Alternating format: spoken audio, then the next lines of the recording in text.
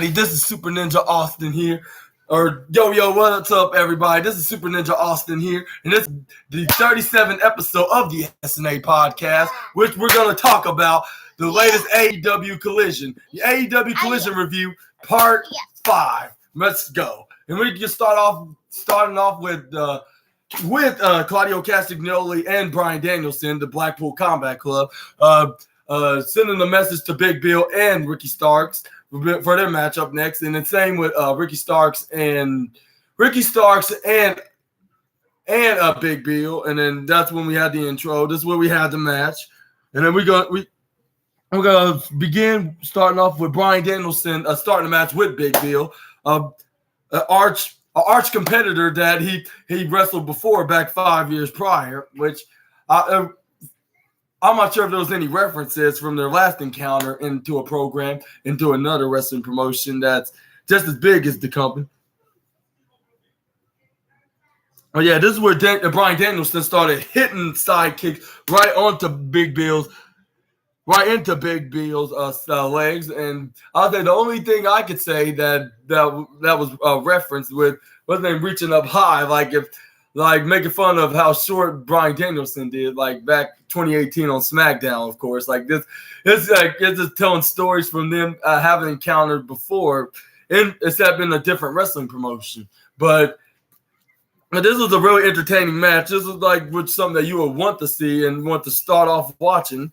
And I believe they capitalized with the opener and the main event. And I'll say even the AEW Tag Team Champion in the mid-card position, I'll say if the TBS Championship wasn't on the line, I would say that they should have put the AEW Tag Team Championships on the line. But I think they should have Chris Statlander do it, even though it was the second night in a row. But still, she deserves it because she's killing it as TBS champion for the past 4 months. And I think she should help. I'll say I would love to see her hold that title for a while, but also I want to see Britt Baker be that championship too, so she can be a first ever AEW Women's World Championship and a TBS Championship. But we're gonna get to that.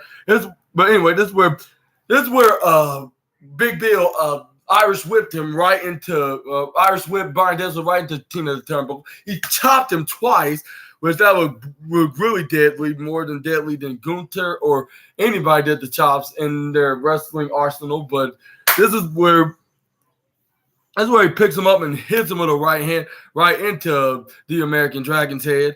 This is where he started putting his boot right onto the side of Bryan Danielson's neck, with the referee counting the 1, 2, 3,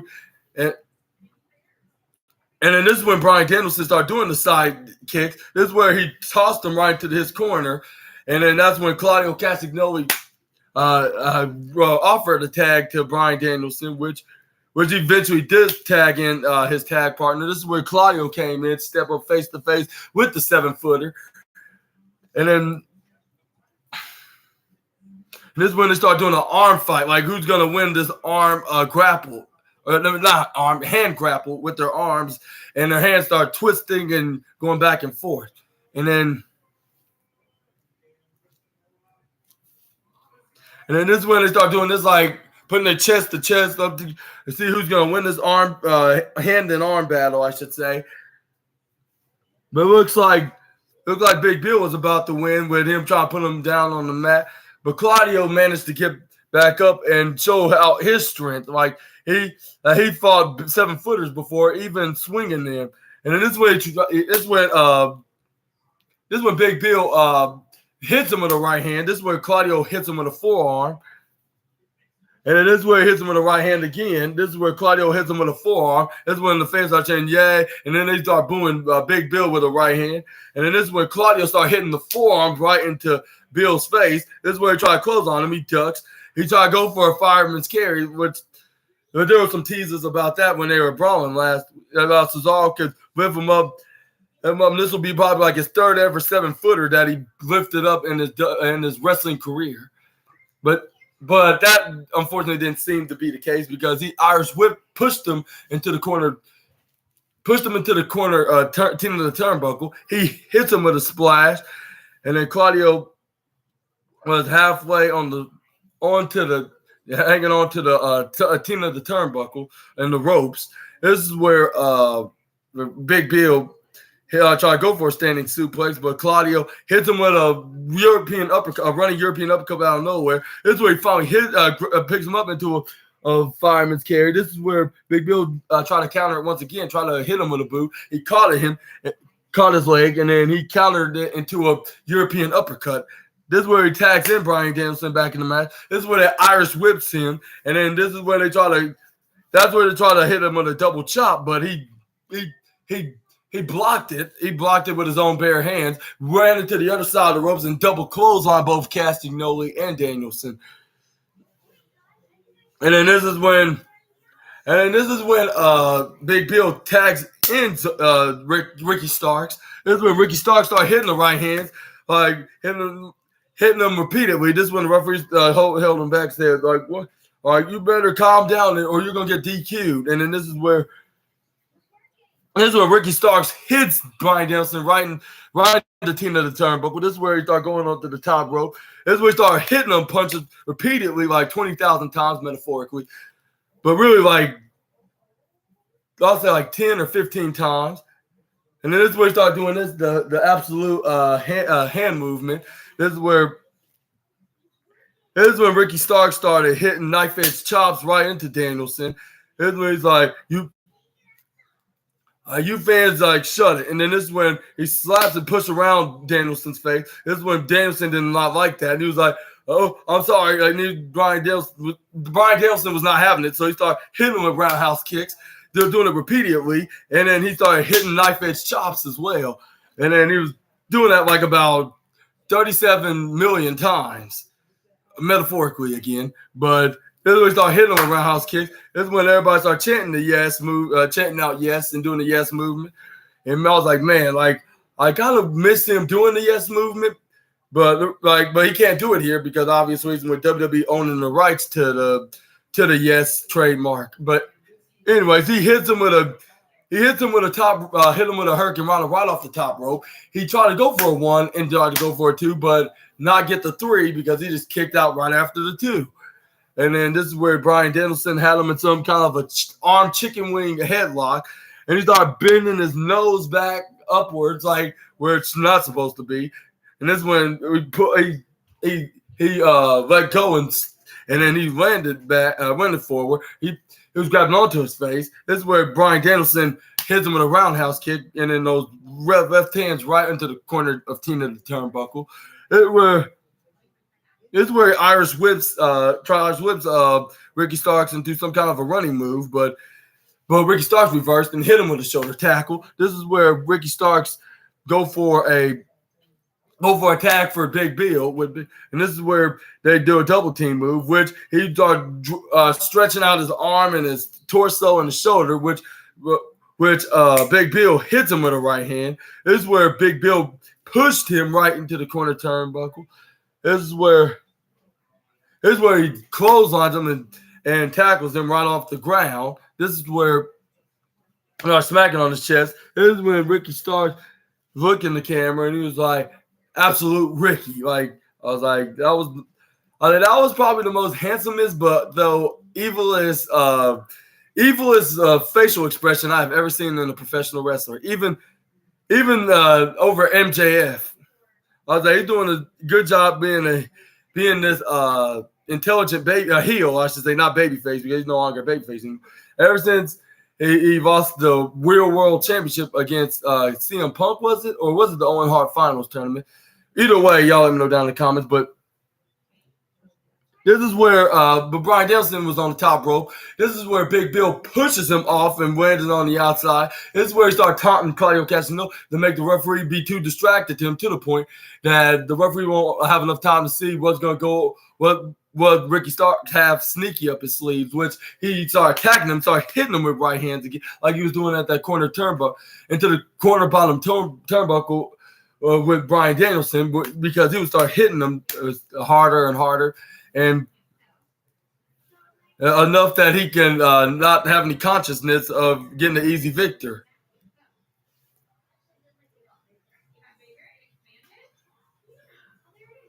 And then this is when And this is when the referee yeah, he was telling Ricky Starks saying, you don't touch Bryan Danielson. He threw him back in the ring. He's like keep this clean and a fair fight. Like legal men only fight each other. And then I was like, he's like that, yeah, like whatever you say, ref. Like for you being too distracted about Claudio, but not being concerned about outside interference. Gee, I guess this is part of your job, all part of the predetermined contest. But dang, you referees just need to continue doing their job, and there's going to be plenty more to talk about the referee after we recap more about this double team disadvantage with Big Bill and Ricky Starks against Bryan Danielson. And then this is when every time when referee's been too distracted with Big Bill or Claudio, this is where Ricky Starks taking advantage, started brutally attacking by stomping and punching on Bryan Danielson, which I was like, how fair can this get? How more fair can it get, I should say. Yeah. I was like, I hope that's not speaking too soon, which fortunately that wasn't the case because finally Claudio Castagnoli finally gets tagged in.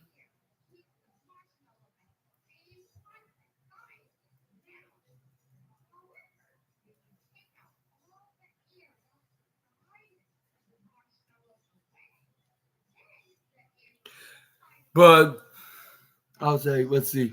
Okay, there it is right here. Right, hitting his comeback moves, like even the springboard. Try to go for the springboard European uppercut, but unfortunately he got chokeslammed by Big Bill. He only got a 2 count, and then this is where he looks directly to Ricky Starks, to tag him in there. This is where Ricky Starks comes in there. And he tried to attack Claudio, but he caught him into the Claudio swing, formerly known as the Cesaro swing, which he had him spin. He spun him around like over a dozen times, and then this is where he tried to go for a sharpshooter as soon as he knew that the pinfall wasn't a successful one. This is where he tried to go. This is where he went for the sharpshooter, but Big Bill was there to stop the submission maneuver. This is where he tried 2 attempts to boot Claudio Castagnoli on the side, which he barely got half of him. And then this is where he runs into the ropes and goes forward to Claudio's face. And he finally does it fully successfully. This is where Bryan Danielson hits him with a forward missile drop kick right off the top rope. This is where he hits the flying goat suicide dive, which he finally brought him down. This is where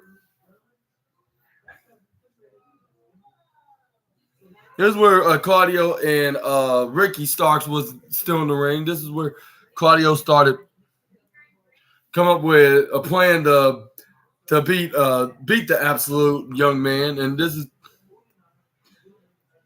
but Ricky Starks, he started getting up, and then yeah, wait, what I meant to say Ricky Starks getting back up. This is when Claudio Castagnoli tried to get up and try to see what he can do, and then this is where out of nowhere, when Ricky Starks tried to go for a running spear, he hits him with a European uppercut right into his jaw. And then this is where the referee went 1, the referee went 2, and then this is when Ricky Starks kicks out at the last second.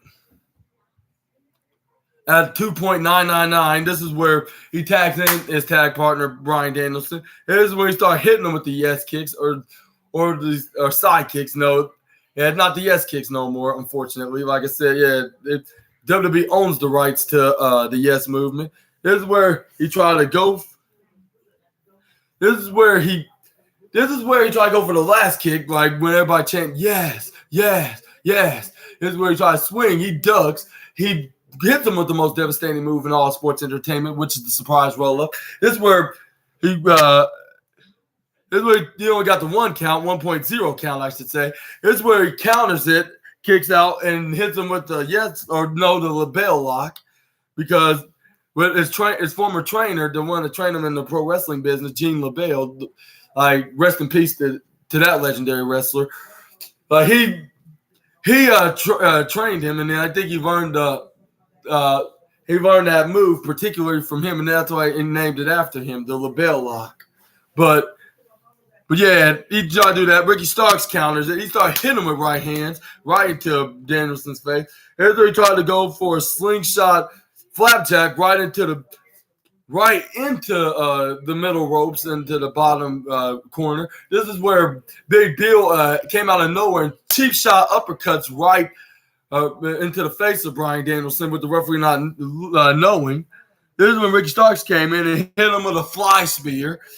And then this is where he tried to go. The referee went 1-2, and then Claudio tackled him and stopped him from winning the match. This is where the referee was like, "What are you doing? Like, you're supposed to stay in your post, and you're not the legal man." Like, it doesn't matter. Like you're doing his job. Like, it's not like he's trying to do a cheap shot. Like, sheesh, ref. Like, what is the matter with you? Like that's all part of the job. Like, everybody, like everybody knows that. Like you know, you're like even though he is the illegal man, but even for being that, like, you still have the right to come in there and stop the pinfall. Like, everybody knows that. Like, even Simon Miller would say that. Simon Miller would say that. Like so, yeah. Like, what is your problem, referee? Like, and then that's when my brother agreed that, yeah, like, sometimes referees need to get his ass beat. Like, and I start cracking up at me, crying. Like, I was like, too bad this is not on the wrestling show for him to say that, because, yeah, we're watching this at home, of course. Too bad I can't put this on the goofiest wrestling of the night because it didn't happen on the show. It'd rather it happen in person with me and my brother talking about that. But, yeah. Like, referees can be very inconvenient sometimes. But, yeah, my apologies. I need to fix. I have a technical difficulties on my.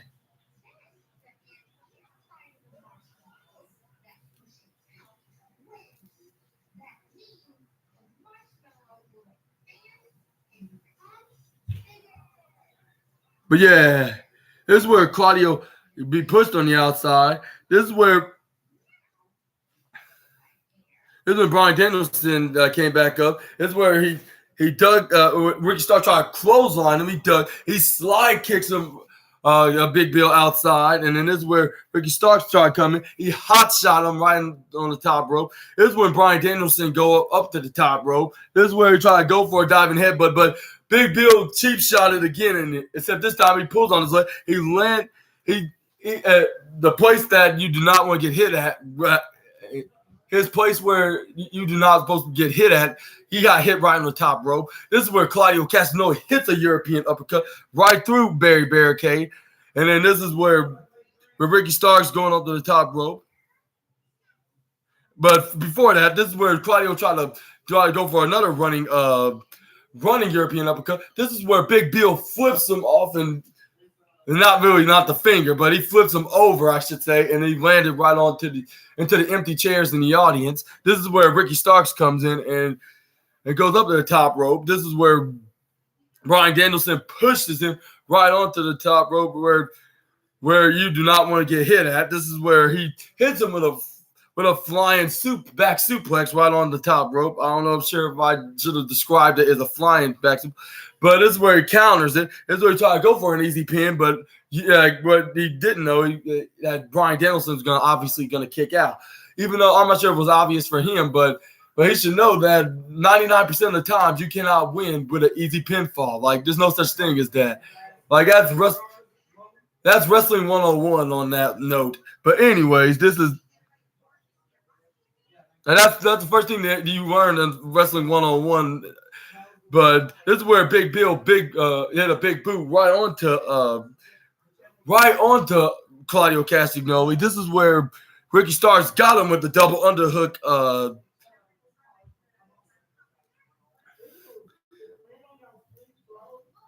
He hits him with his finishing move, which is that double underhook facebuster majig. This is where he goes for the 1 and the 2 and the 3. And then he impressively got a victory from the American Dragon. I was like, I was like, wow, like he just easily got to win. Like I'll expect him to probably pin, if he was going to win, I'll expect him to pin Claudio, but I know he would pin the American Dragon himself. Which I'll say the programming between the American Dragon and him is not gonna it's not gonna end anytime soon, and we're gonna talk about that when he's in his backstage interview later on the night, like which I'm gonna talk about later on this video. Make sure y'all watch. Make sure y'all watch it to the very end so you can get a full recap on what exactly happened on the AEW collision, so you can hear what exactly happened. But up next we have. What do you thought about this match? Was it very entertaining to you, or do you think that it could have ended in a different kind of way? Y'all let me know down in the comments below. This is where they showed last night's interview with Swerve Strickland challenging the Young Bucks with the Immortal Embassy for their Trios Tag Team Championships against them at next week's Rampage, which is going to be a 2-hour special because it's going to be a Grand Slam edition of the AEW Collision, not Collision, AEW Rampage episode. And then this is where we have a backstage promo with the Young Bucks and Hangman Adam Page. It's like, Swerve, like you had them work way too hard, and you want a trios match with us. Like, why don't you just say something? And he's like, if you're going to challenge us in the trios tag match, you might as well put your trios tag team championships on the line to see who's the better trios into this trios in those feud. And then this is where the Young Bucks were like, this is when Nick Jackson was like, we're very familiar with those trios titles. I was like, yeah, of course, because you won them with the likes of Cody Rhodes and AJ Styles. And I believe they also won them with Kenny Omega. I could be wrong, but I don't think we were. I don't think I am. I believe everybody will agree. Like, even though I haven't watched Ring of Honor, at least originally, when they were originally their own company. But yeah, I believe there was like they were trios championship at least with 3 different wrestlers, like with them being in the team, like, or was it like with 4? Because it could be with Adam Cole too, like Adam Cole, Kenny Omega, Cody Rhodes, and AJ Styles. If I'm wrong, y'all correct me down in the comments below. I didn't really watch much of Ring of Honor, only like highlights and watch replays, some of the replays, but mostly highlights of what happened in Ring of Honor. But for those hardcore Ring of Honor fans, let me know down in the comments below. But anyway, they said they're 2-time trios championship. I guess I'm wrong. I believe they're 2-time trios championship with the likes of, I believe, AJ Styles or Adam Cole, and then definitely Cody Rhodes, because I remember watching highlights of Ring of Honor when it was them, Kenny Omega, and Cody Rhodes when they were the Elite, and I believe the Bullet Club. But anyways, yeah. But yeah, it's official that it's going to be the Immortal Embassy taking on the FTR. I mean, not FTR, the Elite for their the Elites, the Young Bucks and Hangman Adam Page. Up next, we have FTR taking on the Iron Savages. That's what it is. But it didn't took long at all. Yeah, he brought in a couple of offenses. Like one of the guys from the Iron Savages nearly got the win when they hit this big splash right onto Cash Wheeler, but he kicked out. But he not kicked out. But Uncle Dax came in and came for the save. But also like when Dax Harwood got tagged in. This is when this big guy that looked like he got some man boobs. Like no disrespect, but yeah, he started taking off his suspenders, I believe, or was it he started doing this with his suspenders, starts breaking them out. That's where he hits him with a moonsault. Try to go for, was it a moonsault? Or no, it was a reverse splash. But Dax Harwood came and missed in inches.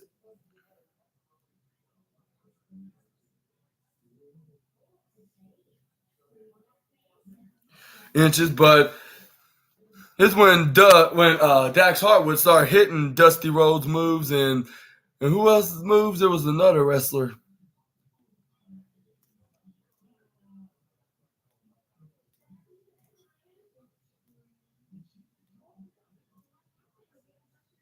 Let's see.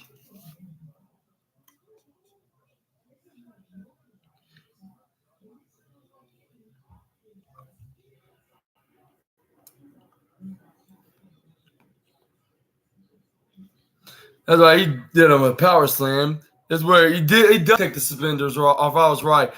This is where he rolled up. As he rolled up and then he Irish whipped him right into the corner. This is where he tags in Cass Wheeler. This is where they go for a double suplex, but his tag partner came in. I forget the Iron Savage's names and individually, but y'all let me know down in the comments below. I totally forgot. My apologies. I need to start learning more about these tag teams from Ring of Honor or new to AEW, because I used to know everybody's names in all of professional wrestling, it's at least mostly in WWE and AEW. But this is where he interrupted. This is where they countered. This is where he tried to hit him with some one move, and then they countered to the Shatter Machine. This is where Dax Harwood go for a suplex, and then this is where Cass Wheeler hits a most devastating splash I have ever seen if anybody attempted doing a splash off the top rope. But it successfully worked and amazingly because they got the 1, 2, 3, and they steal the Ring of Honor, not the Ring of Honor, the AEW Tag Team Champions. I understand why I'm calling them the Ring of Honor Tag Team Champions.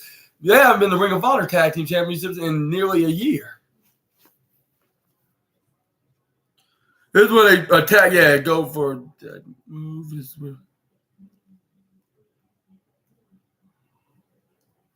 Here's where we got a challenge from this tag team, which they're.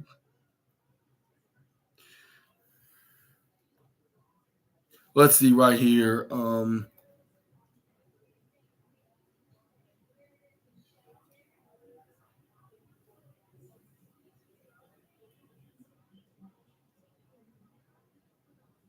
What's the name of these guys?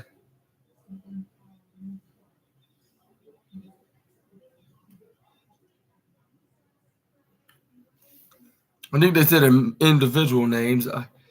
Let's see right here. The Workhorsemen.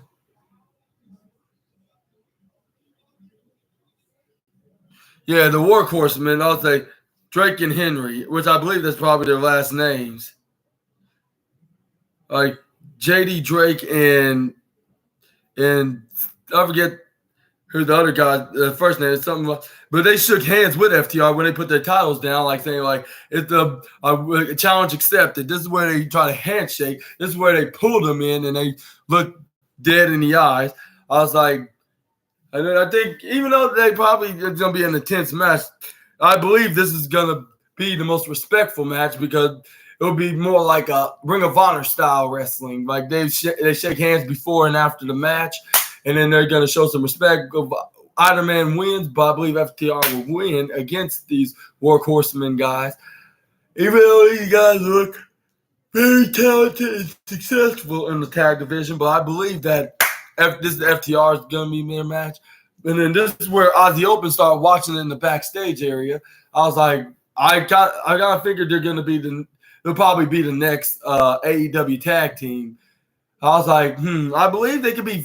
There are future AEW tag team championships, but I don't know about now. I mean, they could show that they could possibly can beat them, but I think they could be. But then again, they only can go for so much, and they'll probably come up short. But either way, I believe that they may, but at the same time, something tells me like FTR is doing very successful with those tag team titles. I guess we're gonna see. Like, who do you think who will win for the AEW tag team championship between FTR and Aussie Open? Y'all let me know down in the comments. There'll be plenty more about Aussie Open, and we're gonna see why I'm talking about it could be a possible match. Yeah, and I kind of gave it away, and that was yes, sir. And ma'am, that was a spoiler.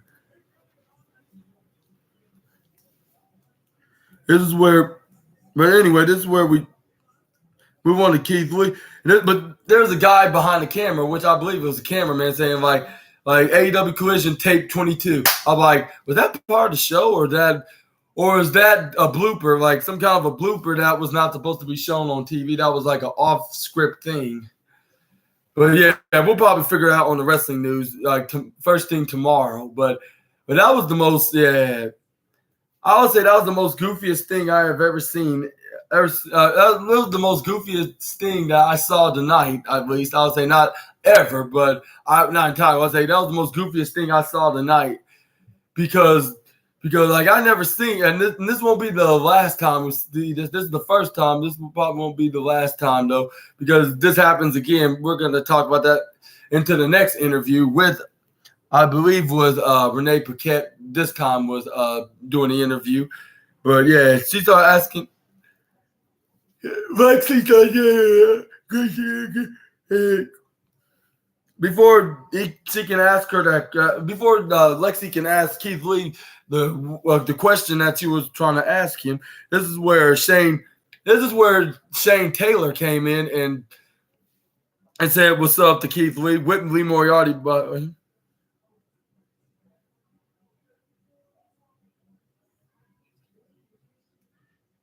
and he's like, I came in to introduce you to you in the world right now, or the AEW fans at least, that to the newest.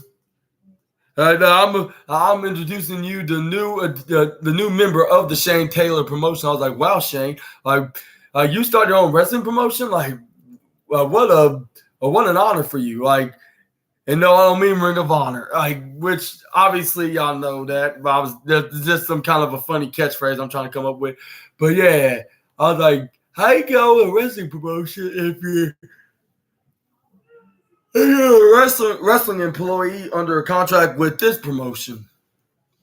I was like, I know this is all just the fictional storyline of him being like, if he owns his own promotion, but dang, like, what? And then this is when he started hyping up Lee Moriarty, saying the most best technical wrestler in the world, Lee Moriarty. And then this is when, salutations. This is when Lee Moriarty started pretending to put some in his pocket. This is like you start moving it. And then this is when he told Keith, and this is when Shane Taylor told Keith Lee.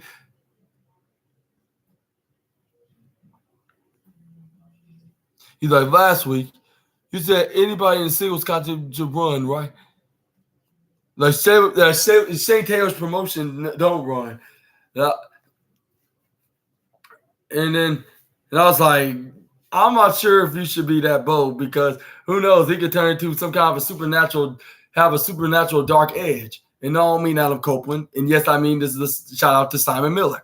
But anyways, but what if he has a dark persona? Like I think you should run, like just like what the late great Bray Wyatt would say, or should I say Wyndham Rotunda, what AEW would call him. But this is, and he's like, he said the Shane Taylor promotion don't run, and neither do I. And this would keep. And this one, Keith Lee's like, yeah, I heard about your own mistakes about running, and that is what. Let's see right here. He's like, and that's what he said. He's like, like that's when you said that, Shane, because about not running, because I know about your own mistakes of not running. Or say he said you have your own mistakes because somebody won, because somebody else won. And this is when Shane Taylor was like, we're gonna find out then. And this is when Keith Lee's like, let's do this, like, shall we? And this is when Lee Moriarty getting overhyped, because he started hopping and jumping, started going back and forth like that. And what do you think about this match? Like, even though you probably say this is some kind of an AEW match, and you could say that they already wrestled in the match. I'm not sure if they ever did. They showed the hype videos with him wrestling him when he was trying to fight Samoa Joe a couple weeks ago at All Out for the for the Ring of Honor TV Championship. But yeah, what do you think about this this feud with Keith Lee's going to be against this guy Shane Taylor? Y'all let me know down in the comments below. This is where we have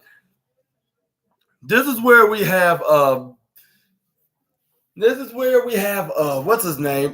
John Silver taking on Anthony Bowen. And Anthony Bowen was when it looks like that Billy Gunn and Max Caster were going to stay to be in ringside. This is where John Silver stopped him and said, "Wait, like what states in the rules in our match, my match against Anthony Bowen's, or one of them being." Being a match like that includes you two guys are barred from ringside. As you see me now being in having Evil Uno and Alex Reynolds into my corner. Like it's only fair that your boys has to go too, and stay in their locker room. And then this is when Max Caster and Max Caster and Billy Gunn easily obey. They're like, well, rules are rules, and it's only fair. I'm gonna let, and then they say we know you can do this, and you can beat Silver. This is where they hug each other out, and this is where they left. Sorry about that. Let me recap that. Sorry. This is where Billy Gunn and Max Caster left. This was a really good match.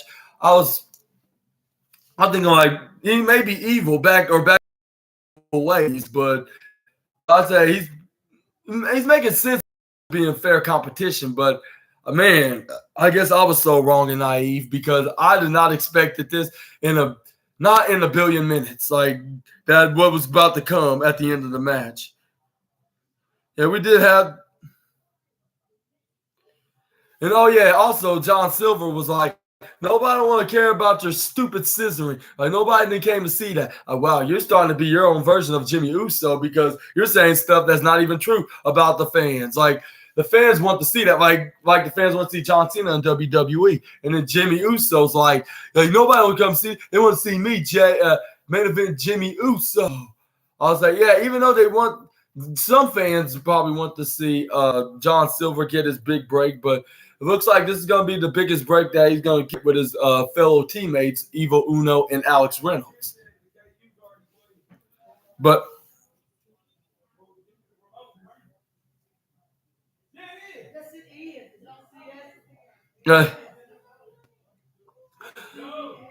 this is. But this is where Anthony Bowen start fighting him. He hits him with a side and running forearm right into John Silver's face. This is where he body slams John Silver. This is when Anthony Bowen started doing the scissoring and all right in front of what's his name's face, John Silver's face. This was provoking John Silver, so he started grabbing his fingers and started twisting. They start pulling on his arms and start twisting him and trying to turn him around. He flips him over. This is where he hits him with a drop kick. This is where Anthony Bowen hits John Silver with a drop kick. This is where John Silver rolled out of the ring, trying to catch a breather. This is when the fans start booing, boo. And this is where it's like y'all need to shut up, shut up and watch. That's what John Silver said. This is where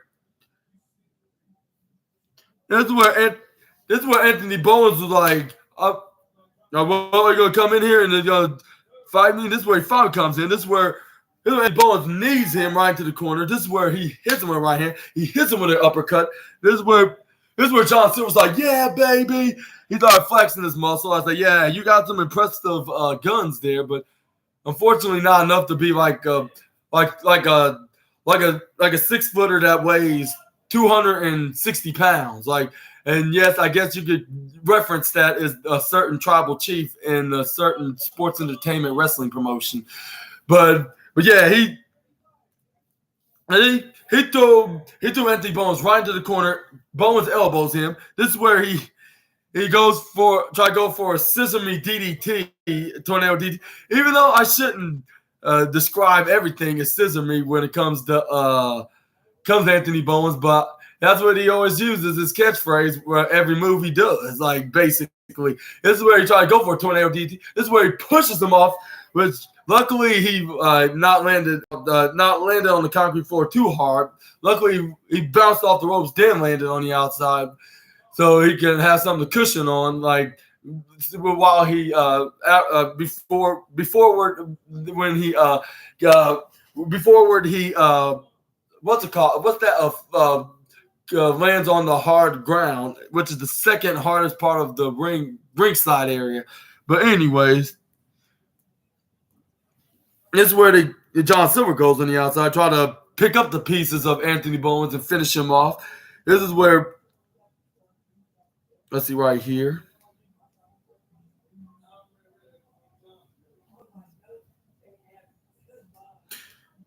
But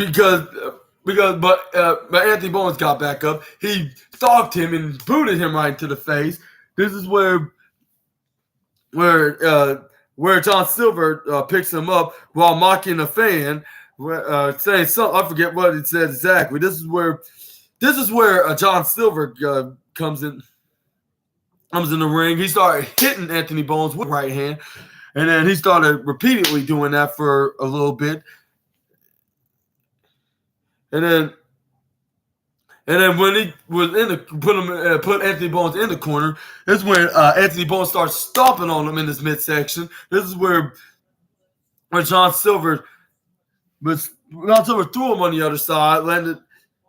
He landed face first, I believe, on the other side of the corner. This is when Anthony Bowens started. Not Anthony Bowens. John Silver started hitting him with swinging kicks to Bowens. This is where Andy Bowens started coming back. This is where he does this right here, the hand movement saying everybody loves the Acclaim. This is where he super kicks him. He kicks up his leg. Kicks his leg right onto John Silver, have his head up. This is where he runs right behind John Silver. He hits him with a back famouser, like something like what Billy Gunn would do, like would be like a secondary finisher along with his main famouser move. This is where he tried to go for 1 and a 2, but impressively John Silver kicked out. I was like even though he used to be comedic and he still looks goofy as hell. Like he's very tough for being a guy that's so short and so comedic. Like he is seriously dangerous and brutal into that ring. Like just by watching him from the past couple of weeks, and then this passed the test indefinitely with this match against Anthony Bowens, by the way. And then this is what Anthony Bowens was like. Like usually, like 9 times out of 10, like I usually win with this move. Like it'll be very rare that someone would kick out of this back running famouser. This is when Anthony Bowens tried to go for a Uranagi move. This is where John Silver started elbowing him. This is where he started forearming Anthony Bowens. This is where he started twisting his head adjustment like Claudio Castagnoli used to do.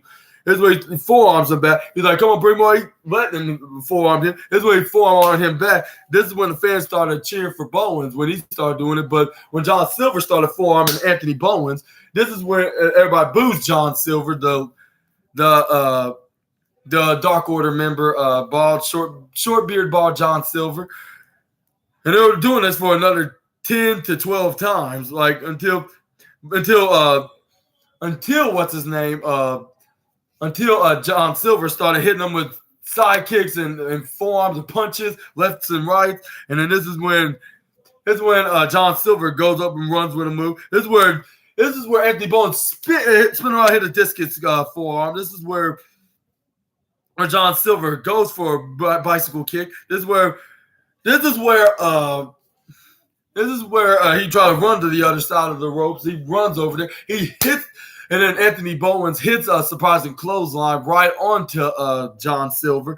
This is where he was getting extra hype.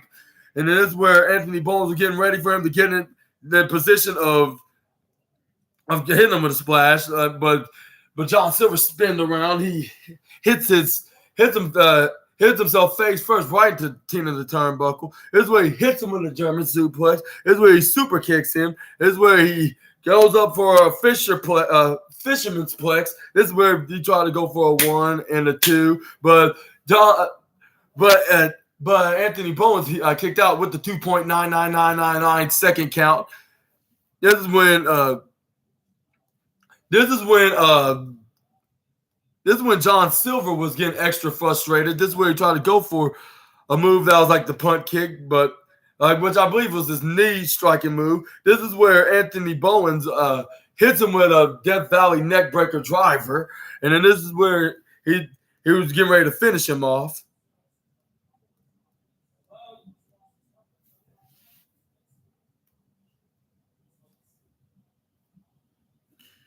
This is where he goes for that spinning knee kick. This is where Anthony Bowens was getting extra more excited. This is where Anthony Bowens follow John Silver because he rolled out on the outside of the ring. This is where Anthony Bowens tried to find him on the ringside area and try to bring him back in so he can finish him off. This is where he finds him when under the ring. But I was wondering, why the hell is he under the ring? And I'm gonna see why, which we're gonna talk about as soon as I'm done recapping it. This is where Anthony Bowens hit him with a spinning elbow again, and this is when he started doing the scissor me movement, started doing the scissoring. This is where he throws him back in the ring, but the referee was too distracted. He couldn't see what's gonna happen next in the ringside area because he was too distracted with John Silver. He was make sure he still okay enough to compete. This is where Evil Uno slides out under the ring, I should say. He pushes Anthony Bowens face first right into the steel reed of the ring post. This is where he throws him back in the ring. And then this is when John Silver took advantage. He hits his running knee right to the side of the face for the 1, 2, 3. And I guess this definitely confirms next Friday at Rampage, they're going to earn themselves an AEW Trios Championship match. Or for the Trios Championship. And what do you think about these double Trios Championship matches for the Ring of Honor Trios Championship and the AEW Trios Tag Team Championship? And who's going to be the new champions? Who's going to be the new champions, or who's going to be still as Trios Tag Team Champions? Y'all let me know down in the comments below.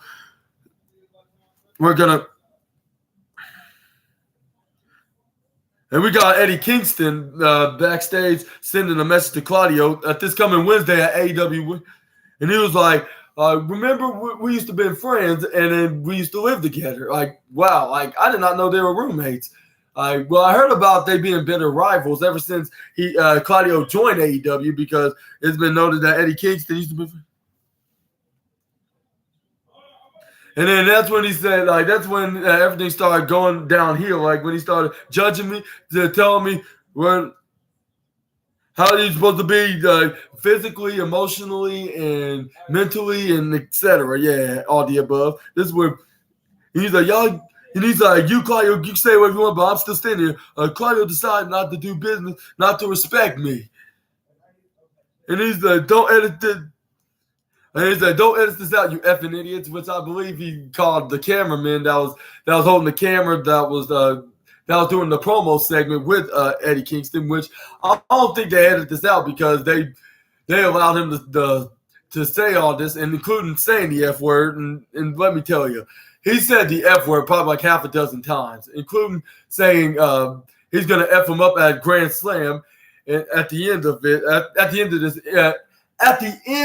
this promo, he said, like, I'm going to F you up, you MFer. Like, I was like, wow, like this is the first time, surprisingly, this is the first time I heard Eddie Kingston say such words like this. Like he said a lot of words, but I'm not sure that he would even say this. Like it'll probably be barely once that I probably heard him say that, but not like exactly saying this in front of a camera, like on the show of saying the F word, because he's probably doing whatever he can because he's not a big main event star, and even if he was, he'd probably be thinking like, even if I am a big time a main eventer, like I gotta not trying to think I can have that much of a freedom of what I say on the microphone, even though I already have a fair enough amount of freedom right now of saying what's on my mind on when I'm playing a role as my wrestling character. But yeah, we could talk about more about that later. We're gonna finish off with the Eddie Kingston backstage promo. He was like,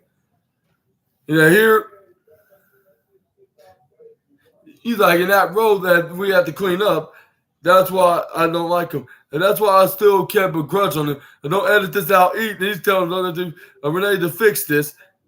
And then driving me nuts because I've been trying to fix this for years now. I thought Wembley, I thought the single match would be a quick fix for the past weeks. I even answering Josh calls. Like, he went into, you know what, Claudio? This one's going to fix it. This won't be it. I don't care if win or lose. This is gonna be it, and you're gonna show me with respect. And then you already know is that you don't know, friends. You can't keep them. Like, and you're right, because I push them away and I bring them back. And that's the sickness to me. That's the curses that you know I do have, and then I always have. Like he said, you're not always been with me. Whatever's the jockey. However, he was naming the places that in New York. So whatever place in New York, it's all mine because this is my home state. And you think I'm going to come in Arthur Ashe Stadium and then beat me? Yeah, and end me and end this and with my shoulders down to the mat with my championship? And he's like, with my championship being on or my career and trying to end my career? Like, you must be out of your effing mind, Claudio.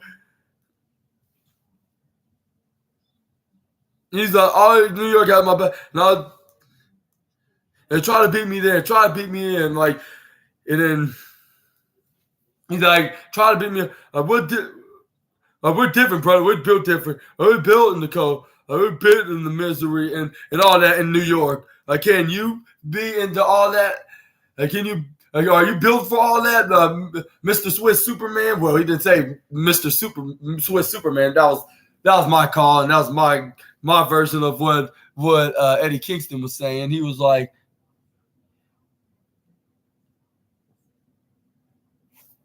let's see. Yeah, Pickle Burger. I would gladly will do a shout out to you, to your boyfriend, Capturson. I hope I said that right. Yeah.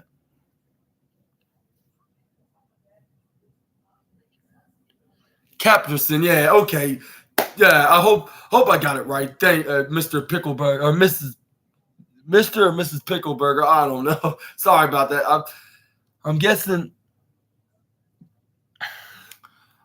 yeah, Miss Pickleburger. I hope I got it right. I don't want to be wrong. I'll take a shout out to your man, Capturson, right? Yeah, Capturson, yeah, yes, ma'am, yeah. I'll take a shout out to him right now. But anyway, this is where Eddie Kingston starts saying, deal with that. He's like, can you build on misery? He's like, nah, you can't. He's like, you're a great wrestler, blah. You got everything. You ain't ready for misery or nothing. You ain't for a home and all that stuff. I'm going to F you up in New York, you MFer. And that's when he stormed out. This is where we had a backstage interview with Orange Cassidy and Hook. And this is where Orange Cassidy offered Hook to be his tag partner in a tag match. This is where Hook was eating some Doritos.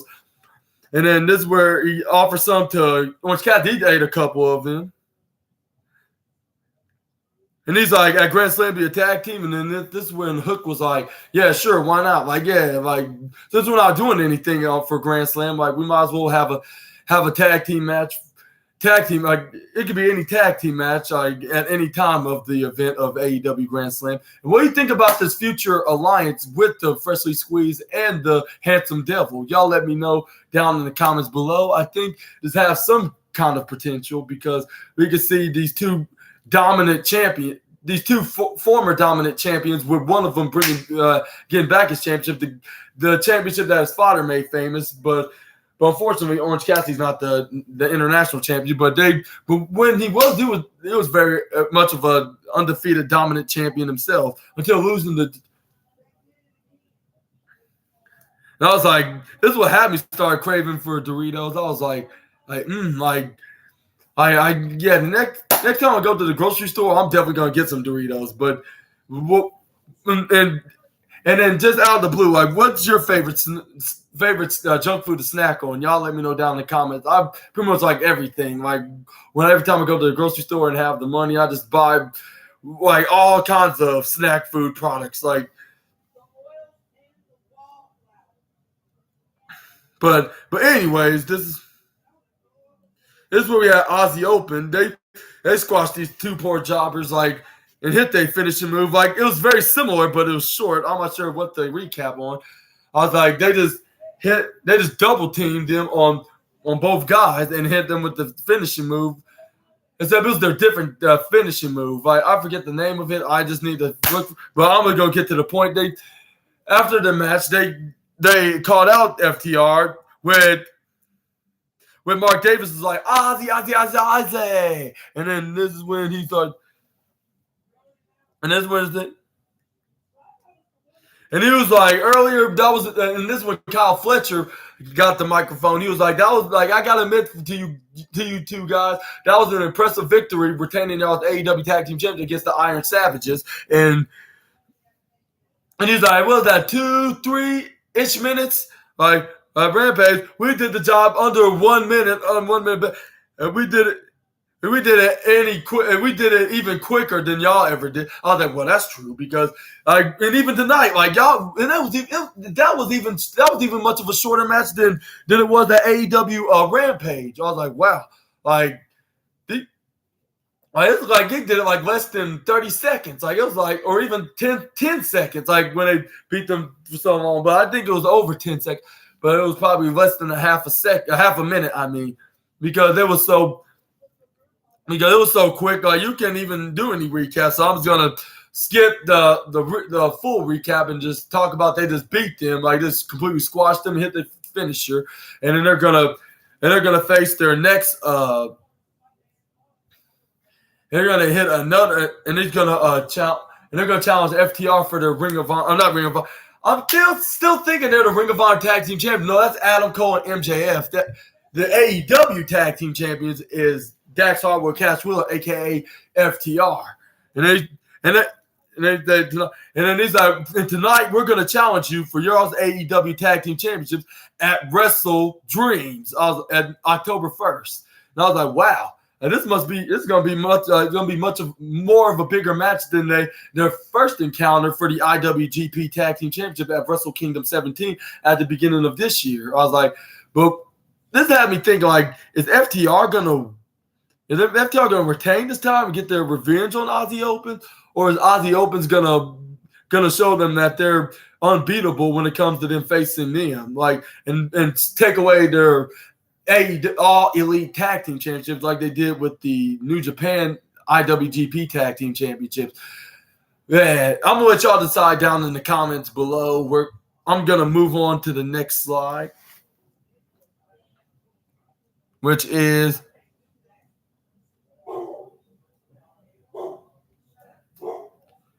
Let's see right here. And then my theory was right about Toni Storm's persona, because she started acting more in denial into this interview, which is called, I don't know exactly. It's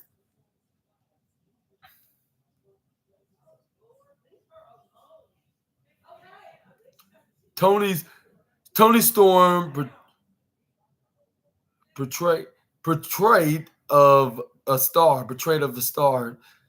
Yeah, that's what her show segment is, where she was getting interviewed about. He was basically asking what is your relationship with the Outcast is Soraya and Ruby Soho, and he was like, and do you have anything against Soraya, and do you wish to take that championship off of her? And this is when Toni Storm started being more in denial. She was like, no, I would never do such a thing against Soraya, but how ever Soraya, to Soraya. I didn't even mean to do that to her mother. I was like, well, you may be right on one thing about that, because I was like, yeah, you might be right about one thing on that, because you didn't mean to. You were trying to hit, I believe, was Britt Baker. If not, he called her Sheeta. But I think it was Britt Baker, but she ducked and she accidentally punches her mom. But anyways, this is where she started acting like my theory, which she's like a Swedish opera singer that's in denial. Because she started being more in denial about being against her former teammates, but it looks like we're going to figure that out at this Wednesday at AEW Grand Slam.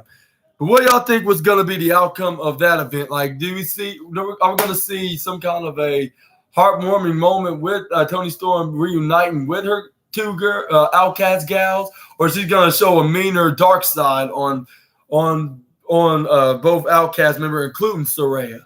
And who's going to walk out as AEW Women's World Champion? Is it going to be Soraya, or is it going to be Toni Storm being the first ever three-time AEW Women's World Champion? I'm going to let y'all decide down in the comments below. I'm going to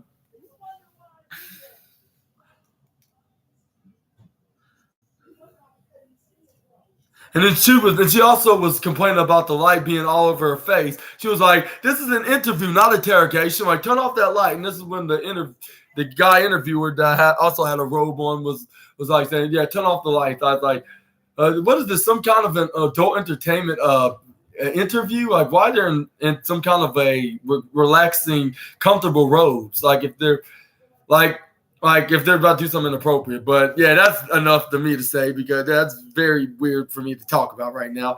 But I'm gonna talk about more. But also, and then this is when they start talking about the possibilities that she changed and she's acting more different. And then she was like, I'm acting the same. Like, I don't know what you're talking about. Like, this wrestling business has changed. Like, I thought it was gonna be a wrestling business. And I thought there was actually going to be a wrestling company that's actually going to do your jobs and have everything maintain the status quo. But no, we're gonna listen to the fans and let them listen to the fans, and then let us control us. Every little girl with a stop story. And she's like, and she was like, from the last time I checked, I thought this was a company, not a charity. So what? And the people with no charity.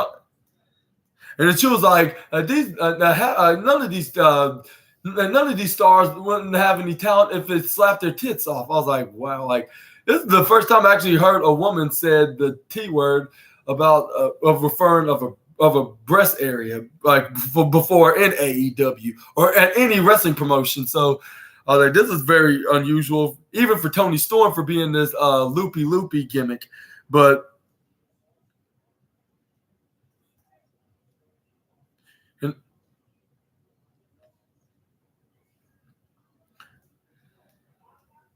and he said, and then she also said, let's see right here.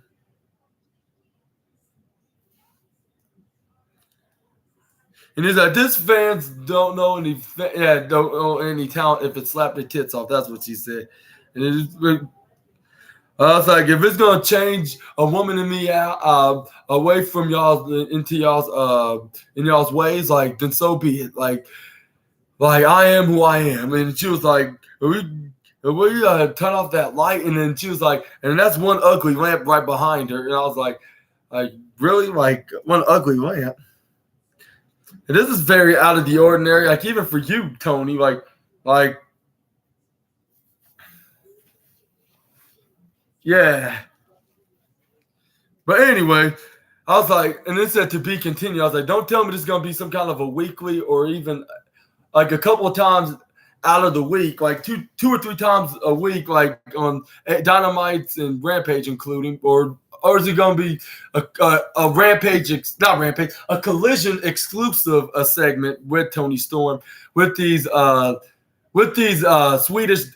Swedish woman in denial the Swedish in denial segments, like with her being either interviewed or having some kind of a session about what's going on in AEW, and she's not getting AEW now, and she's going bad to worse. I was like, and for those who saying telling me like Super Ninja Austin, why are you saying she's a Swedish woman in denial, like when she's obviously Australian? I was like, I know that. It's all part of my joke about her with her new insane persona, like or insanity persona of her being in denial about her being crazy, and she's doing things that's absolutely nuts. Like even a sociopath would even call her nutty. Yeah, like that's all part of her shtick. Like, and it's not supposed to be taking nothing serious about what I say about her being a Swedish female singer in denial. Like with her being in denial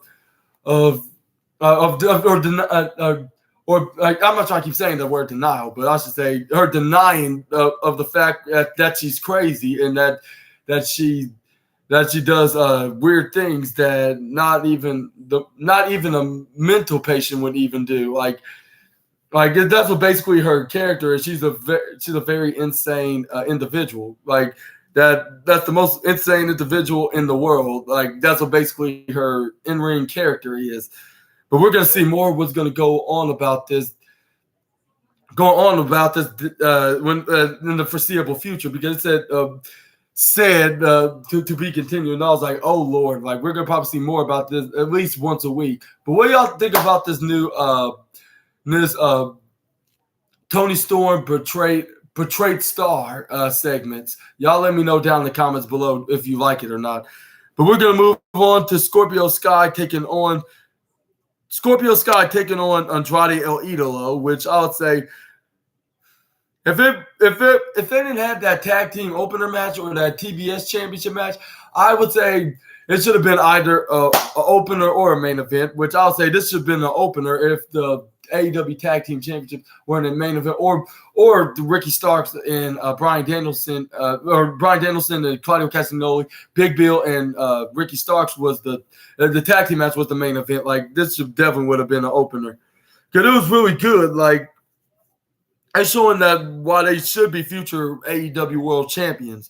And like I said before, I would much more prefer that Scorpio Sky would be the first ever African-American AEW World Champion, even though Swerve Strickland has the future potential of achieving that accolade, but I don't think it's going to be him right away. I'll say, but either way, we could see these two being the top. The first one of out of these guys be either the first or the second list of being the first and second ever African American AEW World Heavyweight Champion. Because like I believe he's doing good. But anyway, this is where Andrade started hitting fine head scissors. He tried to go for a moonsault like his wife Charlotte Flair would do, like right on the outside of the ringside area. But he pushes him right on the other side. He lands face first right into the hardest part of the ring, which is the ring apron, and then back first right into the concrete floor, which he was holding his back because he was in an agonizing state, of course. And this is when Scorpio Sky rammed him right to the bad back, right Andrade's bad back, right into the hardest part of the ring apron, which I'm apologize if I say hardest part of the ring way too much than I should. Well, like if more than I'm supposed to be saying it. saying it, but it's just a habit of saying the names and the nicknames and everything about that's in the ringside items or the ring items or any objects or ring inanimate objects, I should say. I can come up with and saying their nicknames that Simon Miller came up with. But yeah, and once again, shout out to Simon Miller. Shout out to Mr. Cap Turson. Shout out to anybody that asked me for a shout out. I'll gladly, Super Ninja Austin will gladly give you a shout out. That'll make his day and that'll be his pleasure. But this is where Scorpio Sky tried to attack him right to the corner, but he counters, throw him right back first, right to Tina the turnbuckle. This is where Andrade hits him on the knife fist chops. This is where he started to go for a knife fist chop, but Scorpio Sky starts knife fist chopping Andrade. He booted him right into the side of the face. This is where Scorpio Sky started trying to gain some momentum in this match. This is where Andrade started hitting the Three Amigos right onto Scorpio Sky, paying tributes to the late great Eddie Guerrero. And then this is when Scorpio Sky counters into some kind of a Nelson slam. This is where Scorpio Sky was grabbing his back because he landed more harder than Andrade did into right through the canvas. This is where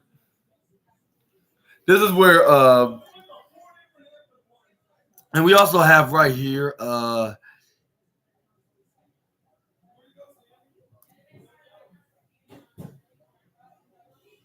this is where he has him in a neck twisting headlock right on Andrade. I was like, man, like if this was like a normal person that's like weighs less than 100 pounds, you probably would die from the choke, like of being in his neck, being in the individual's neck, like where it's not supposed to be, where it's not supposed to place at. Like I was like, luckily these are just trained professionals. Like obviously, like because or else they wouldn't have them in this match right now if they weren't trained professionals and they didn't work out and they don't have any muscle to help them not get hurt out there too much, and not being in a dreadfully deadly situation. But this is when Andrade came in. He countered his headlock. This is where they both were down on the ground. This is where Scorpio Sky got back up quicker than Andrade. This is where Scorpio Sky tried to pick Andrade up. This is where he started hitting him with the right hand. This is where he started continuing with the forearms and the right hand. This is where he throat shoves him with both hands. This is when Scorpio Sky repeatedly started booting and kneeing right into Andrade's face. This is when Scorpio Sky is trying to catch his breath. This is where he waited for him to get up. This is where Andrade counters.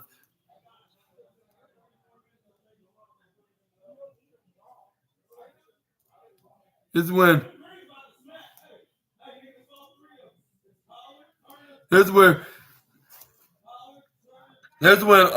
that's what he did. That's when Andrade hits that boot.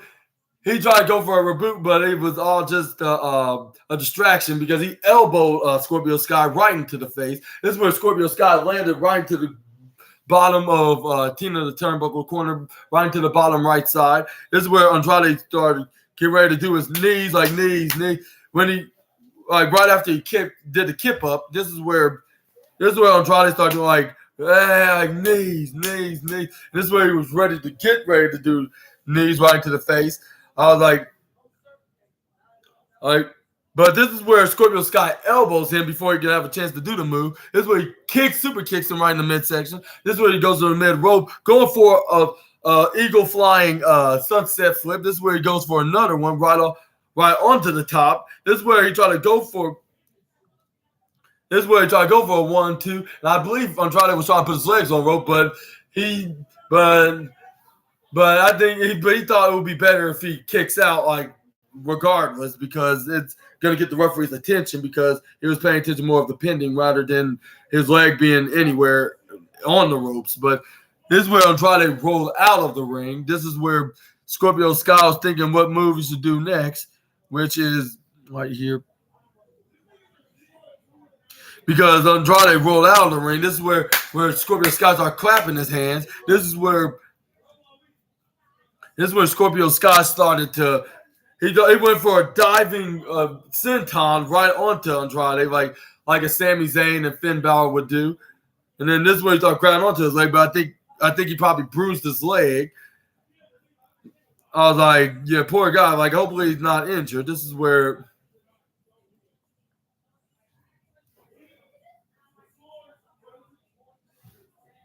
This is when I'm trying to go for the hammerlock DDT. Oh no, wait! This is where he hits the boots in the boot.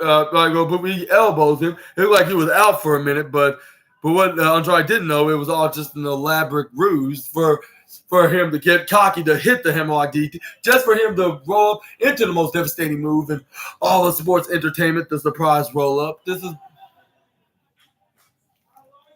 is where Andrade counters it, and then this is where he counters the small package move. This is where he hits the figure eight, and then he gets the tap. I was like, wait, is he still together with Charlotte Flair, or is he with him or with Charlotte Flair or not? Like I know the last time I heard they unfollowed each other like on Twitter and Instagram, But this is what had me confused. Like, is he paying tribute to his wife and her father, which is his father-in-law, or is he mocking her and her father, which is and his father-in-law? Like, this is confusing right here. Like, what do y'all think? Y'all let me know down in the comments about this maneuver that this maneuver that Andrade pulled off. Like, he usually would do this, even when he was known when he was still following Charlotte Flair on social media. But what y'all think? What y'all think about anything about this whatsoever? Y'all let me know down in the comments, and tell me all about it. Like, I'd love to hear that. We're gonna move on to this is when Jay White came out. And challenge Andrade into a fight, which is going to be next week. And this is when Andrade was not trying to wait for long, because he started trying to inviting him out in the ring. This is when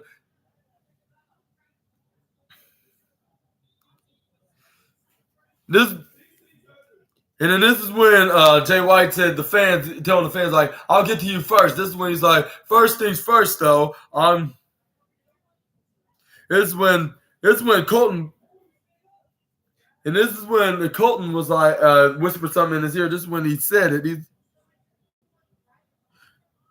Which he said, like, to the Bullet Bullet Club Gold members, and I believe El Idolo, El Idolo. I don't know if you hear this correctly, but I don't know. This week I was watching me and my boys, and I was watching my boys. I was watching you. I was watching you facing one of my boys. My boys watching my boy. It looked like you were watching me watching my boy. He was watching my boys more than I'd say in denial about Tony Storm. Like, I was like, what? Like, when are you going to stop saying he's watching your boys, and then he was watching this boy Andrade, and then he's going back and forth like.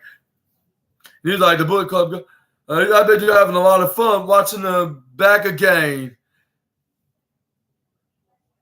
Yeah, you're watching Rock Hard, Juice Robinson, and Austin and Colton the Guns.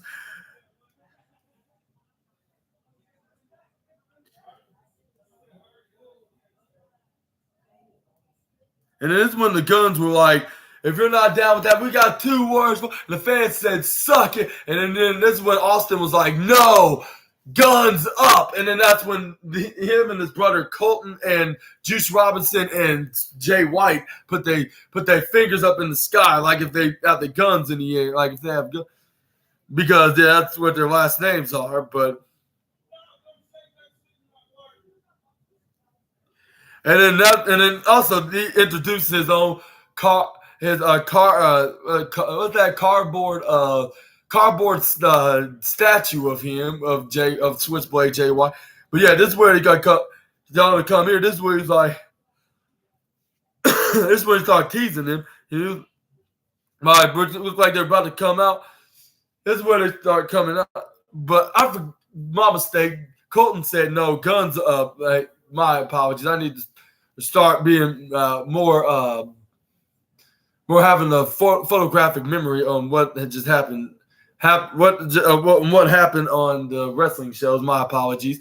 I'm gonna finish this segment off with Andrade saying, "Come here," and they start backing up. This is when the referee was breaking this up, and then and Andrade was telling the fans like, "What kind of nonsense is this?" Like they talk about a lot of game, but they don't seem like it. This is when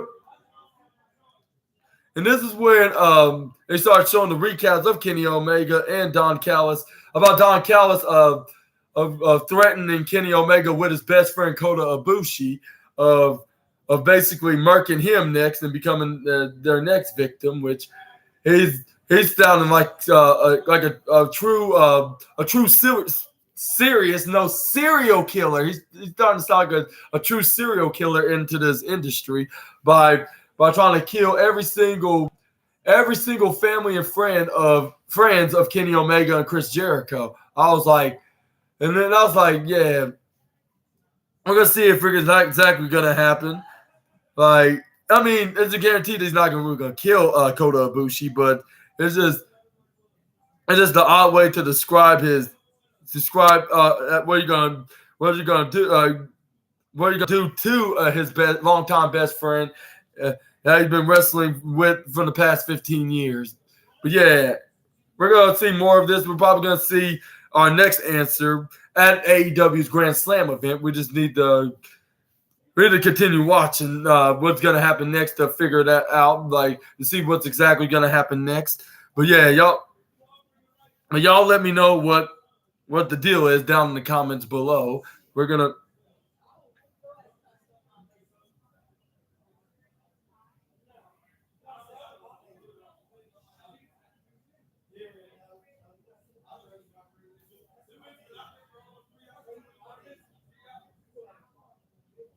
This is where we have a match with the Hardy Brothers against Righteousness. And I'll say this was a very entertaining match. This looked like something that you would watch like on a typical outside WWE wrestling show. Like what if it being on AEW, Impact, Ring of Honor, maybe even New Japan Pro Wrestling. Like I would say, or even the National Wrestling Alliance or AAA or CMLL. Like you would probably see a match like this.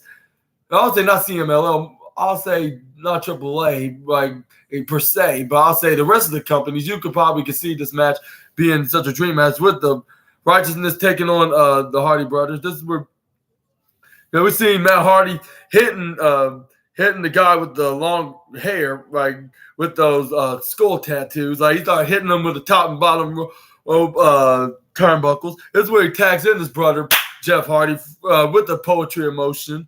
And then not to bore you not much a bit, with the big heavyset dude, like he tried to with the white dress shirt and the white dress pants, he tried to close on, or the short dress shirt, he tried to close on him, but they pulled the rope so he could go overboard.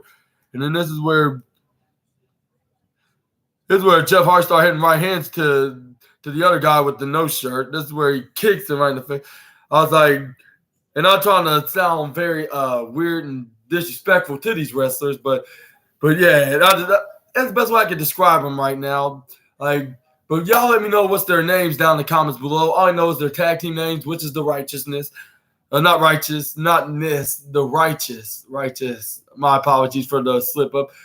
All I know is it's the Righteous. Yeah, y'all keep correcting me. Y'all keep correcting me and tell me what I meant down in the comments. I'd love to hear that. Here's where I hit him a splash and twist arms and double teams. Like with Matt Hardy and Jeff Hardy Irish whipping this guy in the corner. He hits him with a poetry of motion. This is where Matt Hardy hit the hot shot jawbreaker right into the big man.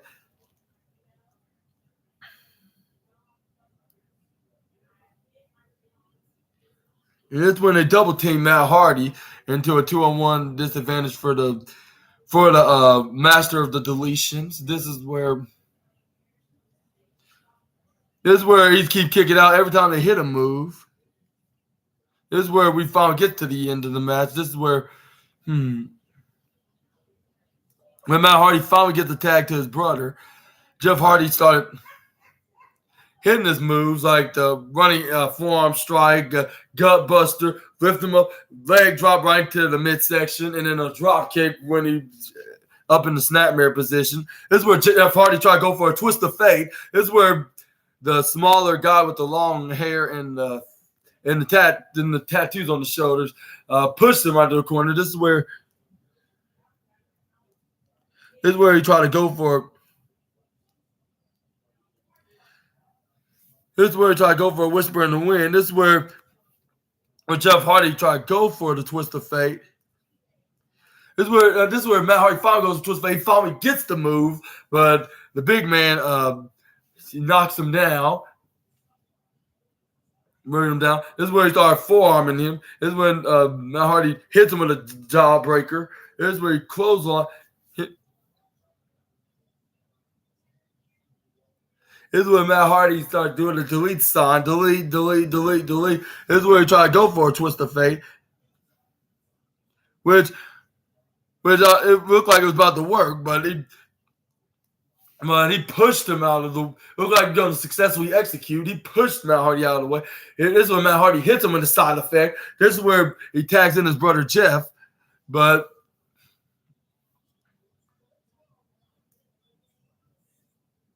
This is where he tags in. This is where he hits him with a side effect. This is where Jeff Hardy tried to go for a swanton. This is the big fella guy knocks him off right off the top rope. He landed right where he don't want to get hit at, right in the crotch area. This is where Matt Hardy got hit right to Barry Barricade, and then this is where the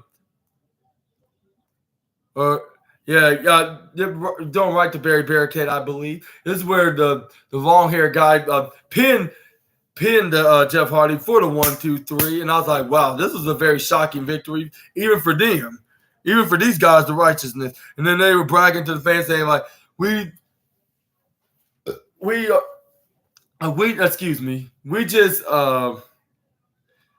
just defeated one of the greatest legendary tag teams in professional wrestling right now. And I was like, and then the guy with the short guy with the long hair, he started doing this like Bray Wyatt does the follow the buzzards. I believe that's a tribute paying moment with these two guys. And I believe, speaking of Bray Wyatt, I believe these are the two guys that was supposed to team with Bray Wyatt in this Wyatt 6 faction back in 2022 when he got brought back from a long wait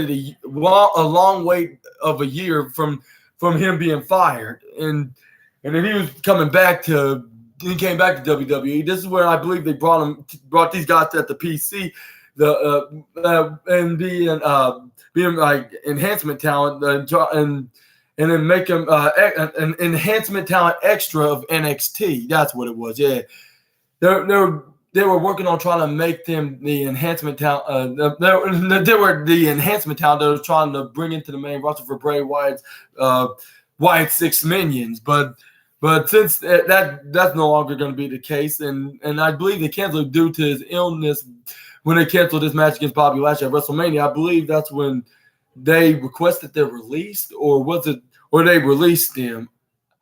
Either way, they left and they went back to Ring of Honor and Ring of Honor, and this time is being on AEW as well. But what do you think about this feud between the Righteous and the Hardy Boys? And the Hardy Boys, Righteous and the Hardy Boys, at this time. Y'all let me know down in the comments below. And I believe the Hardy Boys eliminate them from that tag team battle royal for the Ring of Honor Tag Team Championships back a couple weeks ago. We'll see who's going to face Adam Cole and MJF at All Out. But yeah, at AEW Rampage, which they were standing right on top of them and talking trash on them the night before at AEW Rampage, which I recapped that a couple of days ago. But yeah, Make sure y'all check that out. But yeah, let me know down in the comments below. We're gonna continue talking about what they say.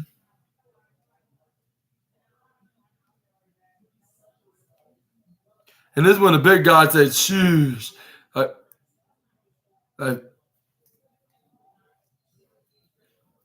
He's like,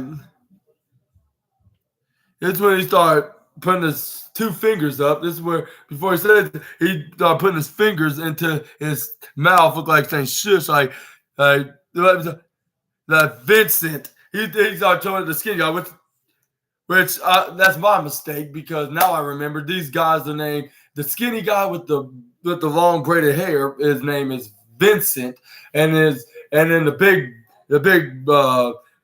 guy with the big buff dude with the white torn sleeves dress shirt, his name is Dutch. Yeah, Vintage and Dutch. We are the righteous. That's when Dutch said, "We are the righteous." This is, and the two believers who see truth and the liars of the eyes.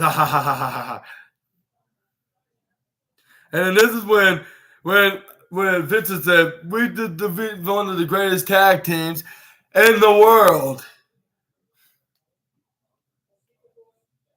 And that's when the fans start booing and giving them the finger and stuff. The people in the world, or the prisoner, like, and the false icons, and then fooled. By the con man. He's like, fooled by the con man. I was like, like, this sounds like a reference to me. He's like, what is the devil on the shoulder that I told him not to? But I don't believe in the.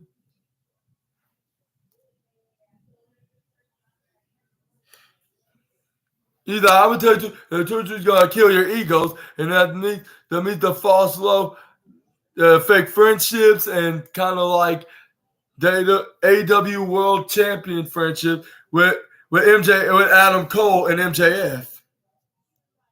And these they just happen to be the ROH Tag Team Champions. Boy, he actually said world champions, and it looks like they're challenging them next. I was like, I'm not sure if they're gonna get their opportunity before or after Matt Taven and Mike Bennett, the Kingdom, but I believe they're gonna be one of their next tag teams, which I believe they could be even before. I would say before the Kingdom get their opportunity for the ROH Tag Team Championships, and then this is.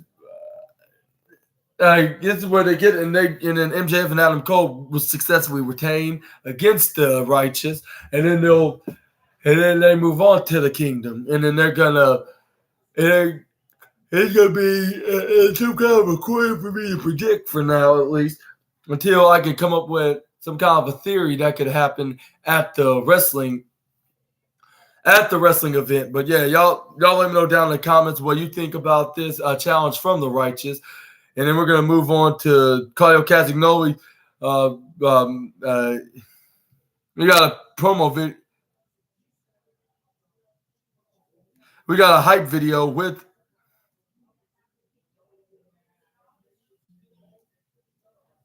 the work. It starts showing the up. They're showing hyping up for what's going on at AEW Grand Slam and AEW Grand Slam Rampage, and next week's AEW Collision, which there's so many matches. And then this is when we got a backstage interview with Dax Harwood and Cass Will, the FTR, about what their match is. They're stepping up for the AEW Tag Team Champion. First, we got the Workhorsemen, which we could beat them, and then we got Faith Audio. A winner with or without the. We'll fight. A winner news, even if we don't walk in and even if we walk in and wrestle dreams without the tag team championship, I bet I guaranteed all the money in my bank account that we'll still be AEW World Tag Team Champions, and then And it was like, we'll see you in Seattle, and the top guys are out, and then that's when they showed that match, and then that's when they start showing. That's where they start showing hype videos with Bryan Danielson and the New Japan TV champion Zack Sabre Jr. of their dream match, which that has been noted that they've been trying to have this match for many years ago, but they never had opportunity to do so. Whether if it's they postpone it with one of them can't show up for personal reasons or injuries or not negotiating with with the wrestling promotion that either man's in or out of or whatnot. But they're finally gonna have this at Wrestle Dreams, which is the secondary New Japan and AEW crossover pay-per-view that next to Forbidden Door, which we're finally gonna see. Which we're finally gonna see this dream match, which I'm not sure that Bryan Danielson want to face Zack Sabre Jr. from knowing either of these men, but and it was and this is when Zack Sabre Jr. started mocking. It was Dragon Buttocks, the Bryan Danielson, and then he's and that's when he started telling us that he's a man that keeps his promises, and he promised his daughter that he's gonna retire as soon as she turns 7 years old, so he can spend more time with her and his son. And then this is when Zack Sabre Jr. was like, "I've been waiting for this moment of facing the American Dragon." And then his brother just said, let's see. And he's like, Seattle, Washington, at my home state at Wrestle Dream. Have this match. And then I want to dedicate this match to my hero Inoki, which is the legendary wrestler who sadly passed away, I believe was a year ago. But yeah, we're going to see what this match is going to go.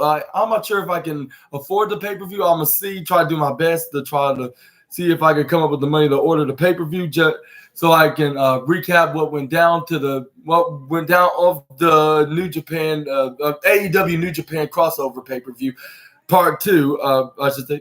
Or secondary, I should say. It's better to prefer the secondary. This is where...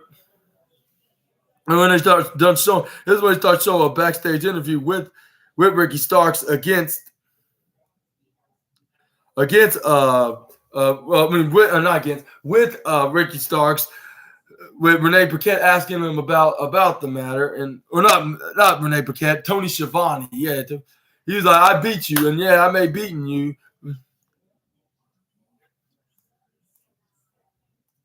But first he said this. Let's see right here.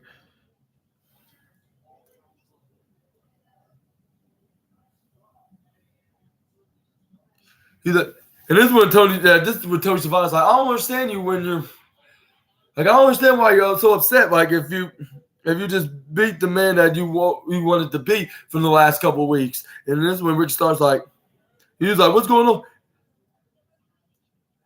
And he was like, "I should have known that you two."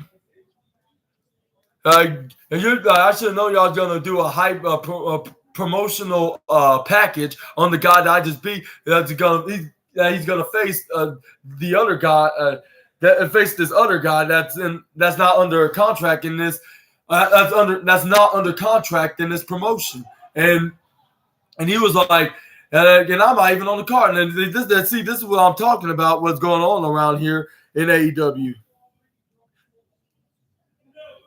Either I don't have a match for the card at Wrestle Dreams, and this is the type of stuff I'm talking about, and I'm over it right now. Now I'm beyond exhausted that I'm not in the Wrestle Dream. Now I beat you tonight, Danielson, and I know it's everybody's dream to beat Bryan Danielson, but I did it though, and I'm gonna be your nightmare. And then to do so, I'm gonna go to links that I've never gone in before, and then that's why next week on Collision is you and me in a Texas death match. I was like, I guess he's right on one thing about you don't be fully satisfied if it's just some a multi-man match or a tag team match. You want to make this a fair, even more of a fair fight, even though it was technically kind of was a fair fight, but even though what's his name, Big Bill was there getting involved, getting involved and hitting cheap shots on Bryan Danielson, but we could do this once and for all, like with him proving that he can beat him one-on-one in a one-on-one match. But it looks like Bryan Danielson could win, but Ricky Starks should win just to put things to bed and put things to bed. And I don't know why I said things, but yeah, put the feud to bed, and then move on to the next programming with other wrestlers, like with Bryan Danielson ending ending up in his dream feud with Zack Sabre Jr. while Ricky Starks could go after somebody else with his new logical heel, his logical, intelligent heel persona. But what do you think? What will be the outcome at next week's Texas Death Match between the absolute Ricky Starks and the American Dragon Bryan Danielson? Y'all let me know down in the comments below. But I'm gonna move on to the main event of the evening, and that is the TBS Championship between Dr. Britt Baker, DMD, and the reigning defending TBS champion Chris Statlander. And man, my prediction was wrong about this match because not exactly what it was planned, what I would expect it to happen. Even though it was a really great match, I'm gonna skip from the beginning and go to the middle of the match, which we see with Britt Baker go ahead and fist to fist like at the beginning of the match, like when they I believe they showed some respect and showed some sportswomanship, like I believe they handshake, and then this is where Chris Statlander knocks Britt Baker right off the top rope. This is where Chris Statlander tried to go for a top rope moonsault, which Britt Baker moved out of the way, which Chris Statlander missed and hit her full front part of her body right through the canvas. This is where Britt Baker tried to come back in the match. This is where Chris Statlander tried to grab her in the match. Grab her back in the wrestling ring. This is where Britt Baker hot shots her right off the ropes. This is where Britt Baker grabs onto Chris Statlander's legs. This is where she swings it right onto her legs. This is where on both sides of her legs, does it repeatedly like a few times. This is where JR's like, this is like the legendary Bret Hart. Like he would use the ring post for his advantage against his opponents with his legs. I was continuing to make fun of his voice, and then this is when my mom started cracking. Even my own mom started cracking up. It's like, and she even recalls that he's at the southern accent and he's from Oklahoma. I was like, yeah, he's from Oklahoma, and he even has a cannabis farm in Oklahoma with his family on the side, of course. But anyways, this is where they got back in the ring. This is where they start hitting each other with their respective moves. This is where Britt Baker tried to hit her with signature drift away neckbreaker move. This is where Chris Statlander hits her signature move. She counters out that. She hit which is the at least devastating move in all sports entertainment, the Blue Thunder Bomb. And do you think that worked? No, it did not. And yes, that's another shout out to Simon Miller for like the 10,000th time for saying that when it comes to with somebody using the least most devastating move in all sports entertainment, the Blue Thunder Bomb, like Sami Zayn and Chris Statlander. But anyways, this is where Chris Statlander tried to find another method to defeat the doctor, dentist / wrestler and retain her TBS championship. This is where let's see right here.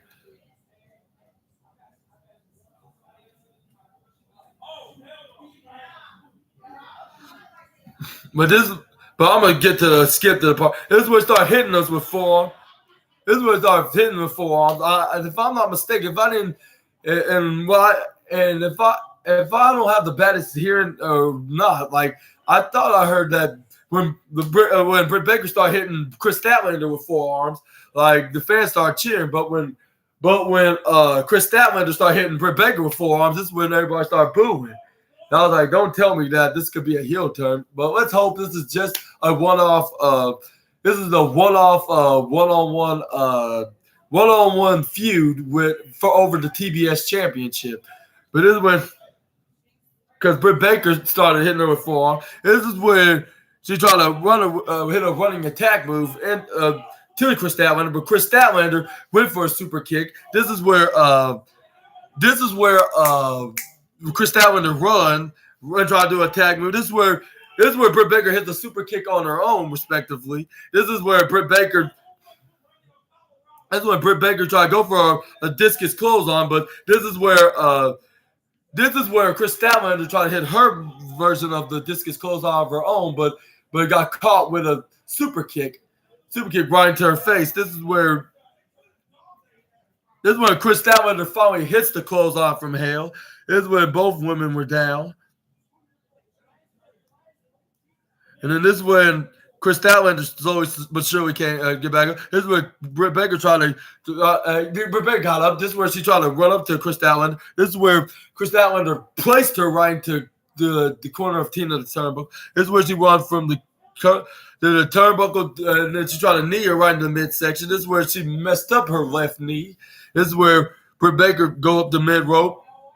This is where she tried to hit her boyfriend's finishing move, the Paramount Sunriser, which it looked like it was about to work, but Chris Statlander hit her best friend's finishing move, which is Trim Beretta's move from the best friend. That move where she looks like she's hitting a sit-out senton, like when she's still standing. But she does like this with her grab Britt Baker's legs when she counters the Paramount Sunriser and then put her legs, her thighs right into her shoulders into that slam move.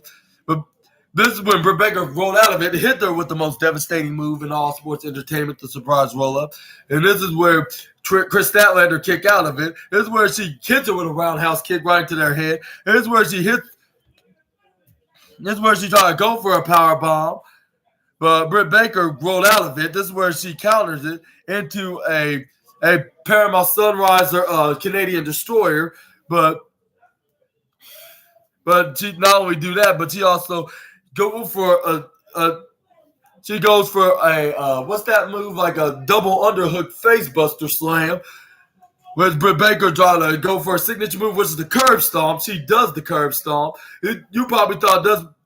And then even me, I thought this was going to be it, and we probably would see a brand new AEW TBS champion because the referee went for one, referee went for a two. But how could you not? She got the 2 point. She kicked out a 2.9999999. I was like, she literally did that. Even though it could be expected that she's still going to be TBS champion, but from my perspective, I thought Rebecca would win the championship because one, she'd be the first ever women's world champion and TBS champion, the first ever to hold both gold in the women's division and being the top star in the AEW women's division. And two, it could be some kind of a three-way program with her and Hikaru Shida, with them being not on the same page, and then add Chris Statlander as the third wheel into that feud. But I don't think that's going to happen anytime soon because after this kick out, Rebecca was in complete shock. She started slowly getting back up. This is where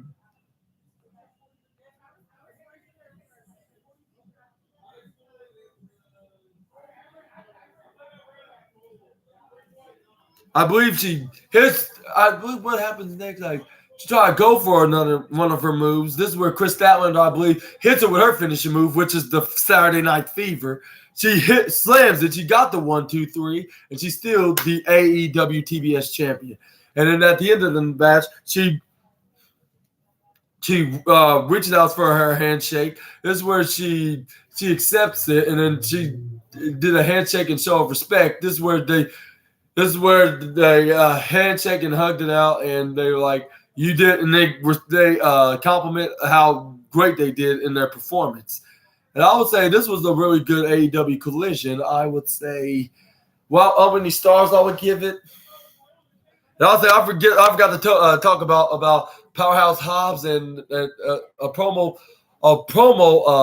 back and forth promo package video with both Miro and what's his name and Powerhouse Hobbs, which I was not much to say about. It's just like every week, like what they do with the hype up their next match and their next feud, which I believe whoever wins is going to be the end of their feud. But either way, whatever the results are, I believe this is where you have a storyline with his wife. Like regardless, like his wife, CJ Perry, will betray him, like she unfortunately did when she had an affair with Bobby Lashley on Monday Night Raw back in 2019, when it was like it was what's that, like an affair, like a cheating wife affair on her husband on another man kind of feud, like with it would be like a love triangle, like it was basically a love triangle. That's what I should have described it. It was a love triangle, and I'm not sure they're going to do this with Powerhouse Hobbs, like with being a love triangle, like similar with what they did with Bobby Lashley and them two in WWE. But I believe they're probably going to have her betray, because she did everything she can to make him happy, but it's time for her to live her life, and then she's been waiting for 2 long years to expect something big and great and better from you, like ever since. And she was like, ever since, like for the past 2 years, like she's expect everything greater and bigger from the former TNT and United States champion. But for the past 2 years, he wasn't doing absolutely nothing. He's just being on TV is basically what's that?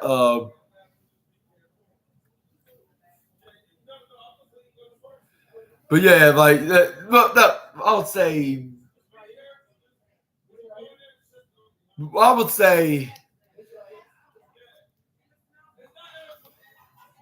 I don't know what the best way to describe it right now, but I would say CJ Perry, yeah.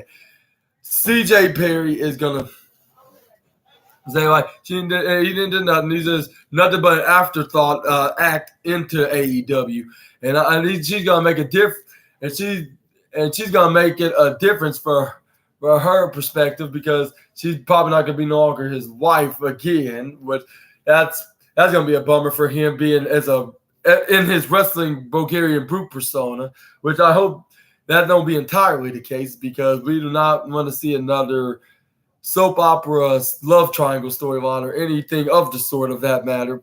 But we're probably going to see something similar towards that, like when this feud ends, where their next match going to end up, like whether if it ends or it continues with Lana being involved, or CJ Perry, the former ravishing Russian Lana. But yeah, I guess when I end it right here, I would give AEW Collision tonight 4 stars out of the 5. 4 out of the 5 stars. 4 stars out of 5 for having great matches with Bryan Danielson and Claudio Castagnoli teaming up against the Absolute Ricky Starks and Big Bill, and then we have Scorpio Sky taking on